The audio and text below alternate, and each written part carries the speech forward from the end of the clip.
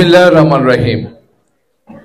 সন্দ্বীপ গণ উন্নয়ন পরিষদ কর্তৃক আয়োজিত আজকের বনভোজন পরবর্তী সভার সম্মানিত সভাপতি, সঞ্চালক বৃন্দ, মঞ্চে উপবিষ্ট সন্দ্বীপ গণ উন্নয়ন পরিষদের সকল পর্যায়ের নেতৃবৃন্দ, সন্দ্বীপ সোসাইটির সিনিয়র ভাইস প্রেসিডেন্ট, সেক্রেটারি আছেন, বাউরা সমিতির সভাপতি সহ সকল নেতৃবৃন্দ এবং আমার সামনে উপস্থিত আমার সম্মানিত সন্দ্বীপবাসী মা এবং বোনেরা এবং ভাইয়েরা, আসসালামু আলাইকুম। তো শুরুতে আমি এই ধরনের একটি চমৎকার এবং নিখুঁত আয়োজনের জন্য সন্দ্বীপ গণ উন্নয়ন পরিষদের সকল কর্মকর্তাদের ধন্যবাদ জানাচ্ছি। এটি আসলে একটি চমৎকার আয়োজন, কারণ আমরা যারা এইসব আয়োজনের সাথে জড়িত থাকি আমরা জানি এইসব আয়োজন অনেক কঠিন। ওনাদেরকে আবার ধন্যবাদ। আর দ্বিতীয়ত বলবো, আপনারা জানেন সন্দ্বীপ গণ উন্নয়ন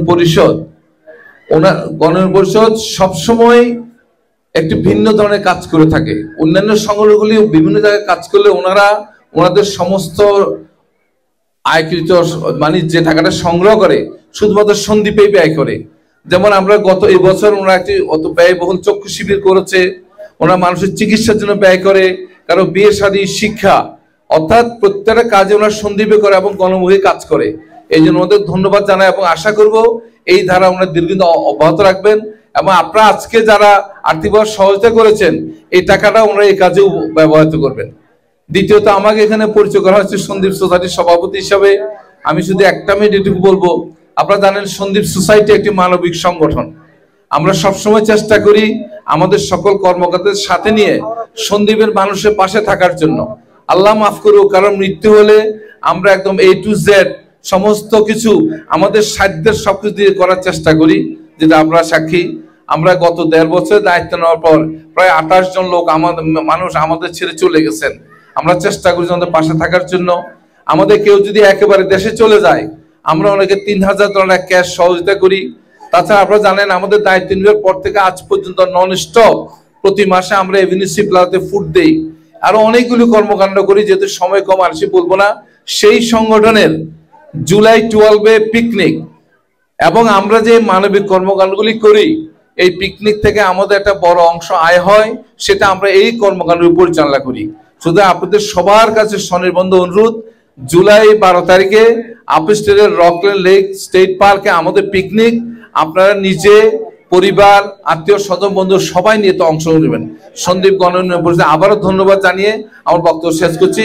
আল্লাহ হাফেজ। আউযু বিল্লাহি মিনাশ শাইতানির রাজীম। বিসমিল্লাহির রহমানির রহিম। ইয়া আইয়ুহাল্লাযীনা আমানু হাক্কা তুকাতিহি ওয়া লা তামুতুন্না ইল্লা ওয়া আনতুম মুসলিমুন।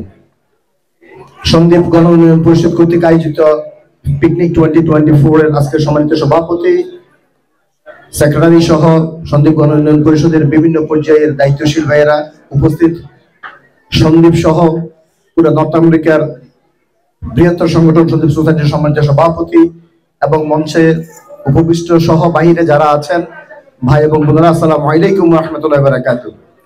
সময় সংক্ষিপ্ত। সন্দ্বীপ গণ উন্নয়ন পরিষদ যেসব কাজগুলো করছে আমরা বিভিন্নভাবে শুনেছি, তারা মানুষের জন্য কাজ করছে, মানবতার জন্য কাজ করছে। আমি আপনাদেরকে আমাদের এই সন্দ্বীপ গণ উন্নয়ন পরিষদ সহ সন্দ্বীপের যত সংগঠন আছে, সন্দ্বীপের বাইরে যত সংগঠন আছে, নর্থ আমেরিকার সবচেয়ে বড় সংগঠন সন্দ্বীপ সোসাইটির আগামী 12ই জুলাই রকল্যান্ড লেক স্টেট পার্কে সন্দ্বীপ সোসাইটির পিকনিক অনুষ্ঠিত হতে যাচ্ছে। আপনাদের কাছে অনুরোধ এবং দাবি থাকবে, আপনারা যারা এখানে উপস্থিত আছেন, তাছাড়া আপনাদের আত্মীয় স্বজন, পরিবারবর্গ, বন্ধু বান্ধব যারা আছে, সন্দ্বীপের সবাই মিলে আমরা একদিন জন্য সন্দ্বীপকে উপভোগ করব। আগামী মাসের 12 তারিখ July 12 Rockland lake state park field number 3, আমরা সেখানে ইনশাল্লাহ সবাই মিলে সন্দ্বীপকে একদিনের জন্য উপভোগ করব। এই দাওয়াতটুকু রেখে আমি আমার কথা শেষ করছি। আসসালামু আলাইকুম ওয়া রাহমাতুল্লাহি ওয়া বারাকাতুহু।